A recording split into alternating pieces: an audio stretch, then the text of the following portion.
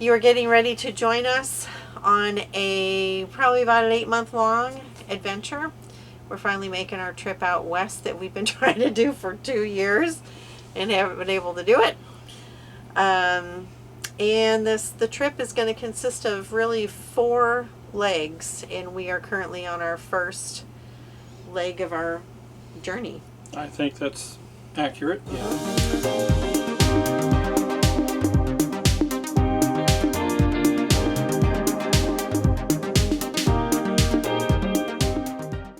We finally left Tennessee. We seem to always go back to Tennessee for one reason or another. Well, we lived there for 10 years, and you live there a while, you have things you do. We still have stuff in storage there.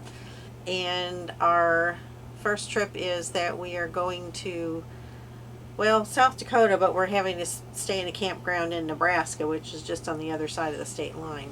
We're going to St. Francis, South Dakota, which is on the Rosebud Indian Reservation for RAM. And for those of you who may not know about RAM, it stands for Remote Area Medical. And we are volunteering our services. I'm a physician. I'm licensed in South Dakota, and I'm going back to where I trained and where I went to medical school so that I can participate in this adventure and and working on the Rosebud Indian Reservation. And Kathy? And I was a practice manager for about 10 years. And in addition, I also have a professional musician background. But anyway, I am also volunteering to help at the medical clinic. Not really sure what they're going to have me do. I won't know till I show up. And I'm volunteering really for 3 days. I'm going to help set up the clinic and then do whatever they need for me to do for a couple days after that. And your job? I'm going to be playing doctor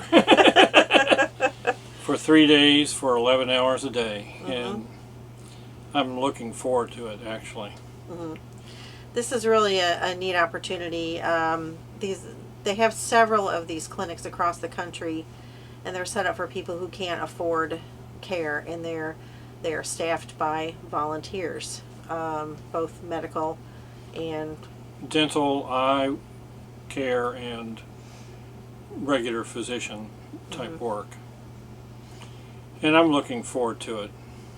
So it'll be our first one. We'll see if we want to do any more after this. So that's our first leg of the journey.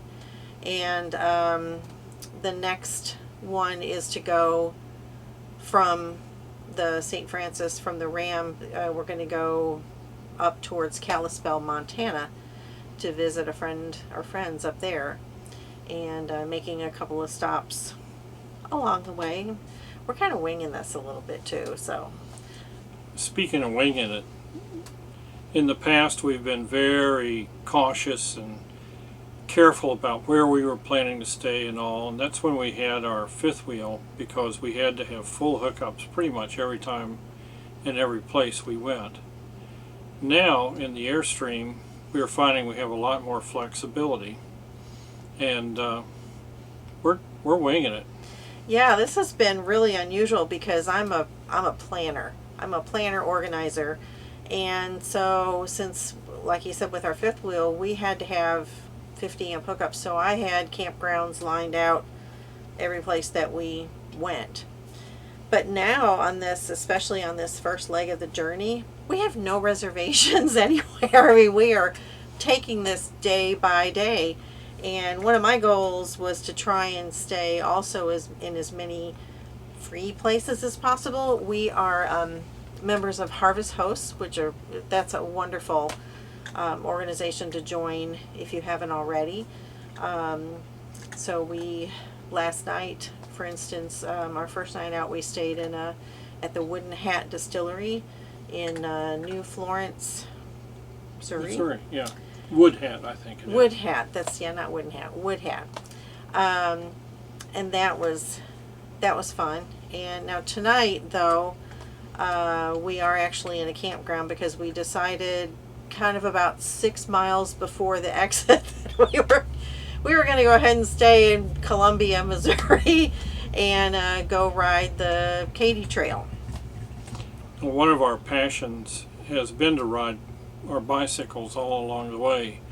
We've ridden on the New River Trail, the Virginia Creeper Trail, the Katy Trail, the Withlacoochee Trail, and we've got a few more trails lined up, weather permitting, and I'm sure we'll have a little report on them later on. Yeah, we weren't sure we were going to be able to ride the Katy Trail because there's been so much flooding along the Missouri River, and a lot of the trail is closed or there are detours. So the part of the trail that we wanted to ride, we couldn't because it was closed, so we had to just go the other direction. But we got to ride a section of it. After we go to Montana, we're going to scoot down to Arizona. I'm going to get some medical education that's required for my licensure, and we're also going to scout out Arizona. I've never really spent much time in there. One flight landing when I was in the Air Force, but that doesn't really count. Yeah, that's kind of my experience too. I went on a quick trip out to I think the Tucson area one time, but didn't get to see much. I've flown over the Grand Canyon at 20,000 feet, but that's, I haven't really gotten to see much out there. So we're going to go to Sedona for his continuing education, and then after, well, we don't even know really what we're going to do on our way down from Montana to Sedona. So I don't know, we'll figure that out when we get to it. And then when we're done in Sedona, then we're going to make our way across to Fort Myers, Florida, where you're going to do more continuing education. Possibly winter over in Florida. Yeah, that's kind of our plan. We are also Thousand Trails members, and we did upgrade our membership in that slightly to include some of the Encore resorts as well. And I think for us this has worked out great. And if you are a full-timer and the campgrounds happen to be where you like to go, it's worth doing, but it's something you would just need to research and see if it works for you. But it's worked out great for us. We've more than gotten our money's worth out of it. One of the aspects of this trip is the continuation of our saga of where do we want to live. And when we closed the medical practice back in 2016, we said, well, let's move. And the question was, well, where to? And the two things you always look for if you're going to move are a nice place to live in and a nice location to live in. So we said, well, let's get a nice place to live in, and we started out with the fifth wheel, and now we have the Airstream. Both were nice and are nice to live in, and let's just put it wherever we want and see if we like the place. And that's what part of this excursion is about.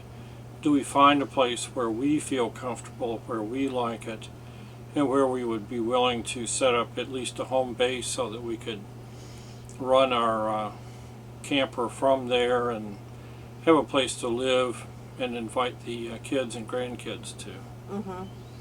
Yeah, I'm finding while I'm okay once we get on the road, I'm really kind of missing having a home base somewhere just to say, okay, let's go back home now and kind of regroup and maybe take stuff out of the rig and then set it up again for the next trip. Right now we're doing that with storage units, and it's not real convenient because you can't get to everything. We don't even remember most of the time what's even left in our storage units. So I'm really kind of missing having a home base, and also somewhere we can go and, like, the rig needs to be washed. It'd be nice to be able to pull it in our driveway and say, okay, we can wash this. It's our own driveway. We can do it. Unlike campgrounds, that'll say, nope, can't wash your rig here, and or else you have to pay fees and get permission to do it. So yeah. And our two cats are interested travelers. Our two cats are kind of in shock with all of this traveling. They don't really like it too much. We have one cat, well, they were both getting sick there for a while, but they tend to, as soon as we put them in their carrier, which takes up the entire back seat, that's on another video if you want to see how they travel. Usually the first thing they do when they are put in that carrier is they throw up and they use the litter box. And we're talking about number 2. Yeah, it's just filling the air with aromas.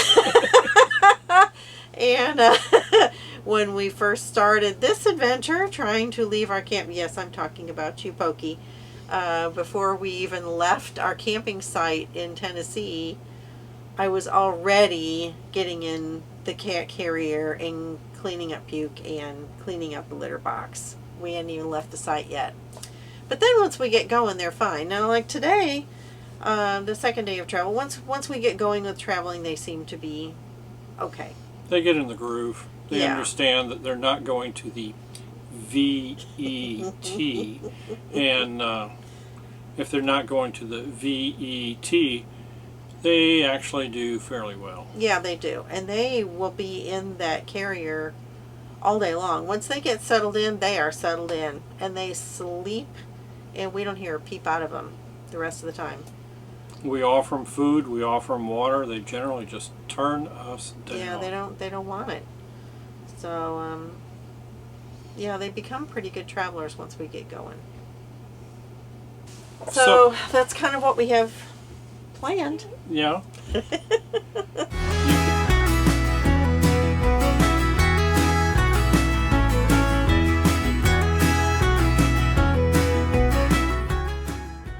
Our first stop was at a Harvest Hosts in New Florence, Missouri, where they make award-winning whiskeys.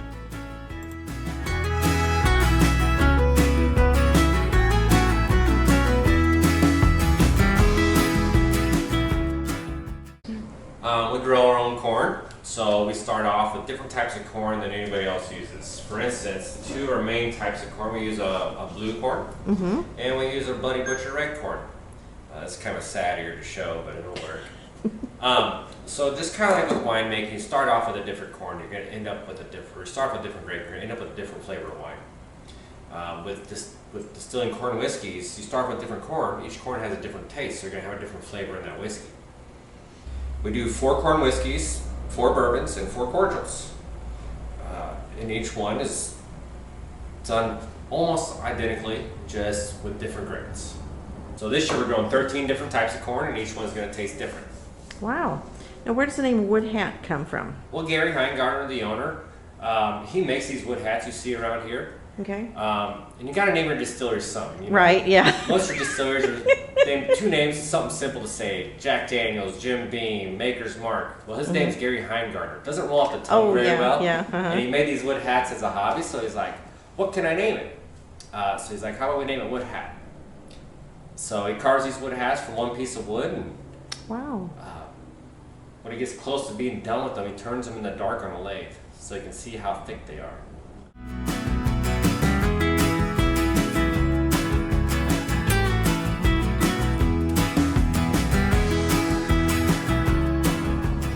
So once we barrel them, they come out here and set in these rack houses.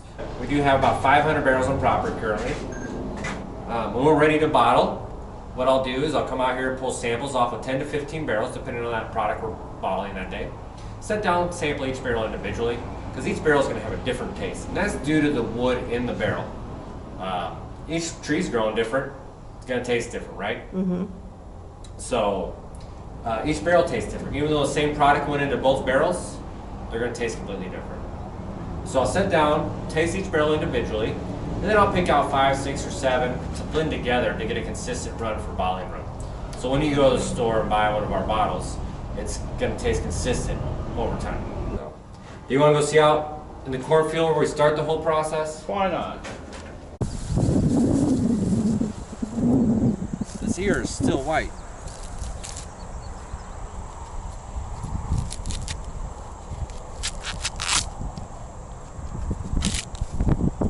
And this is actually a red corn that we planted. Oh, So this will be red okay. by the time it's fully grown. When it gets a little bigger, I'll take them up, put them on the grill, and eat them for lunch. Yeah. But we do have about 50 acres of corn growing this year for us. Okay.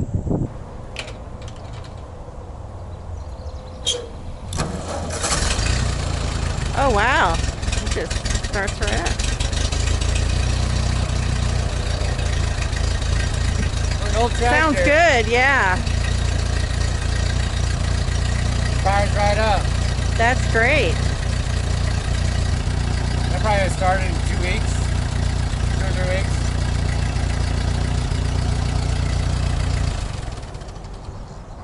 Sounds really good. I just rebuilt it last year, so. This is their black walnut liqueur, which they make kind of like a sun tea. You can see the walnuts soaking there at the bottom of the containers, releasing their delicious flavor. Another thing is we just passed the Missouri Bourbon Bill, and it goes into effect at the end of this month. That states all your grains that you start with have to be grown in Missouri. The barrels have to be made in Missouri, has to be mashed, distilled, and aged in Missouri to be classified as a Missouri bourbon. Okay. We want to do 2 things with that. First of all, we wanted to pass a bill through legislation that's not going to cost them any money. Saying, hey guys, here we are. Nice to meet you. You know? And the second thing is, it just brings more people aware of Missouri bourbon and what we're doing here in Missouri. You know, and getting rid of the stereotype that bourbon can only be made in Kentucky. Thank you to our host at Woodhat Spirits. Check out their website for more videos on how they make their spirits, or better yet, stop by sometime for a tour and a tasting. Oh, and don't forget to check out those wood hats. Now, on to the Katy Trail.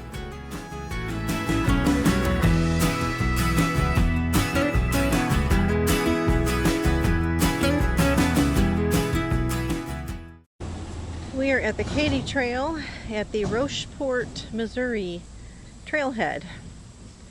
And I've just gone into the depot here and found out that the trailhead is closed going west, which is unfortunately the direction that we wanted to go. So we will have to go east. And this is why we cannot go west. Those are sandbags. It's because they've had a tremendous amount of flooding, and a lot of the Katy Trail is closed or there are detours. So there is a segment though from here to Columbia which we can ride because I guess it's open. I don't think we'll ride all the way to Columbia. So that's what we're going to do today. Look at all these sandbags. As far as the eye can see down there.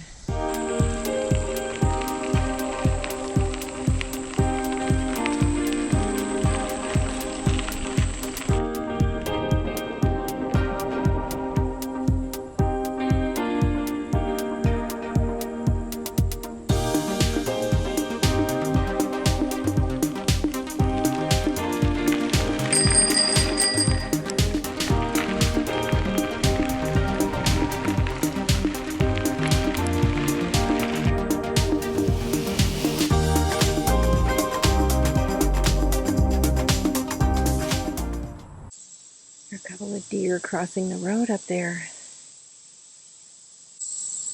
Oh, here comes a third one. She smells us. Don't worry, Mama, we're not going to hurt your babies. So Mama Deer, I guess, determined we were not a threat.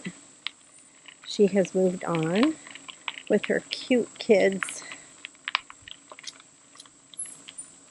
Oh, I just ran over a snake. A snake. I just ran over a snake.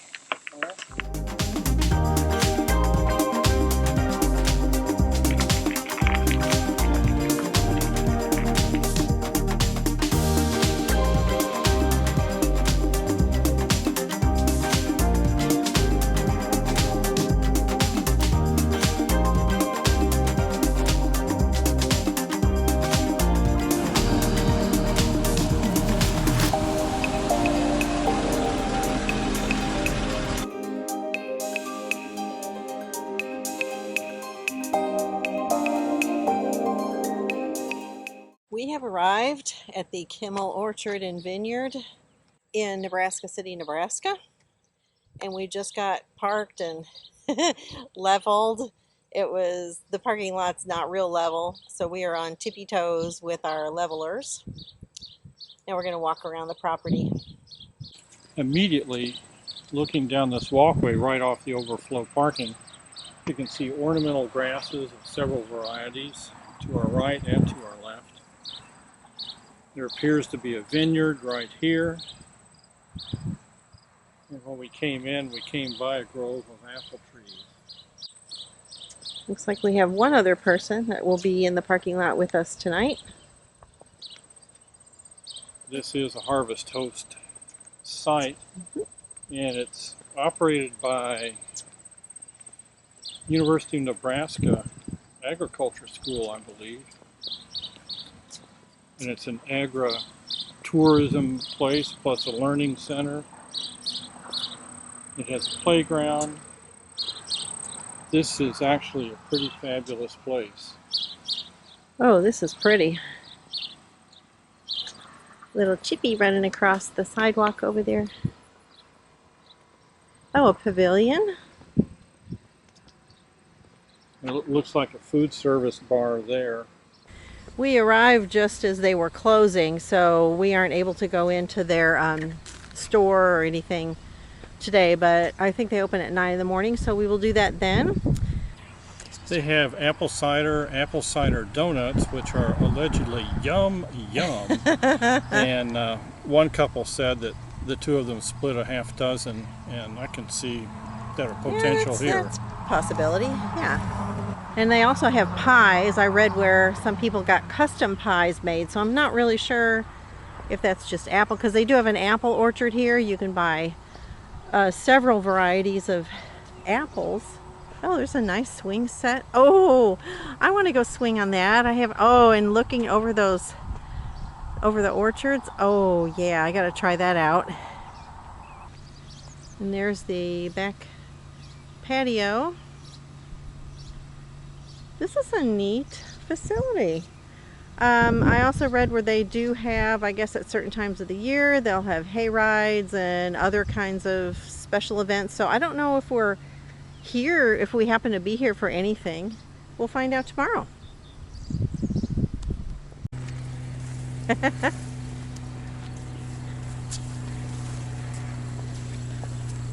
feel like I'm walking through a jungle.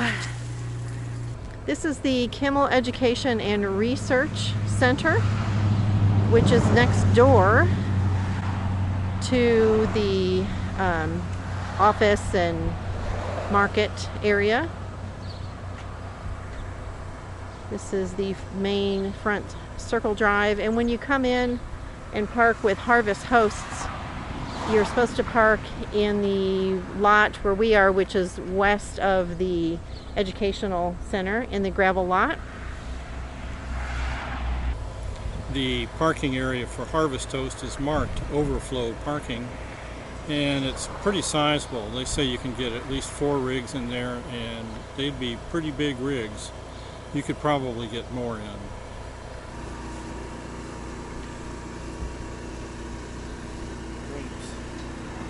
To do this. Oh, this could be interesting with my shoulders. I forgot how much you really have to pull.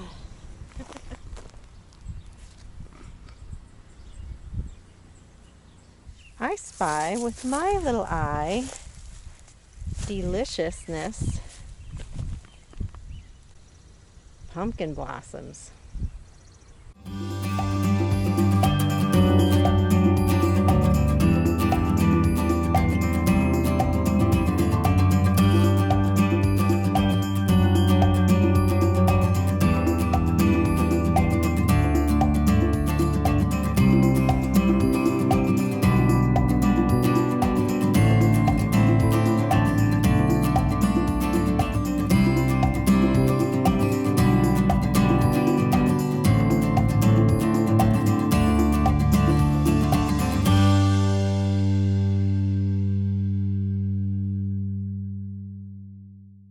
We stayed at another Harvest Hosts, the Hastings Museum in Hastings, Nebraska.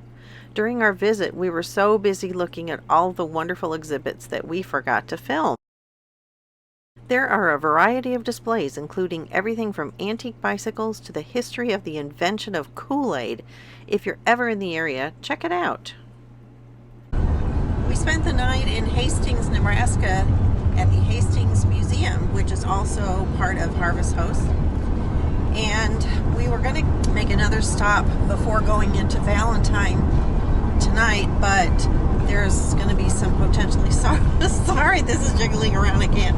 It's a very rough road today. There's supposed to be some weather moving into North Platte, which is where we were going to spend the night tonight. Potentially severe stuff. So we decided just to go on up to Valentine since it's only about 4 hours away. So that's what we're doing now.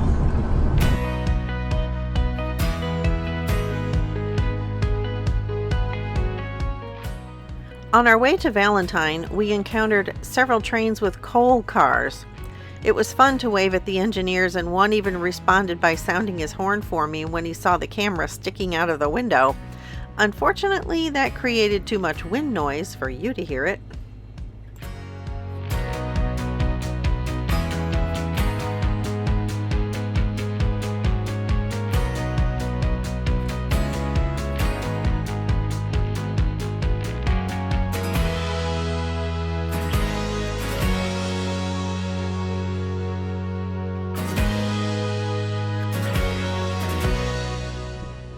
We encountered a flooded roadway, and this must happen pretty often because they have stoplights that seem to be semi-permanently installed.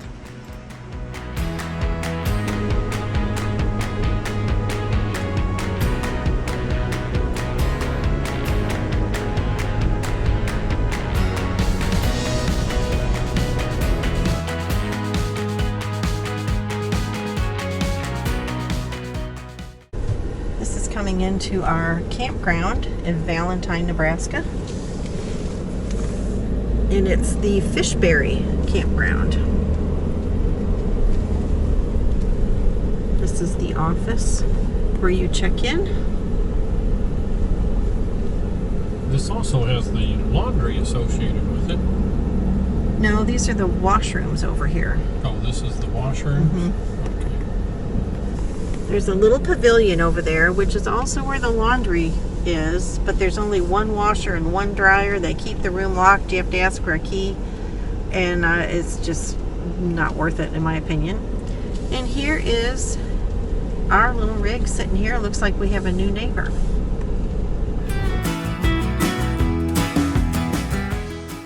Although I didn't actually use the bathrooms, I did go in and take pictures.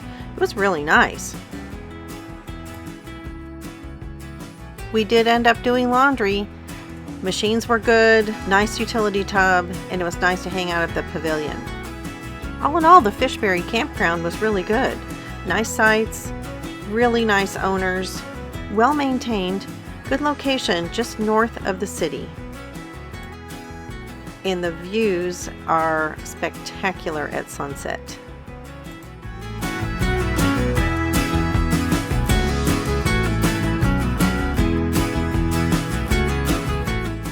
If you like this video, give it a thumbs up and leave any comments or questions below. And be sure to subscribe to our channel. It's free. Once you have subscribed, click the bell icon to be notified when we post a new video. Thanks for watching.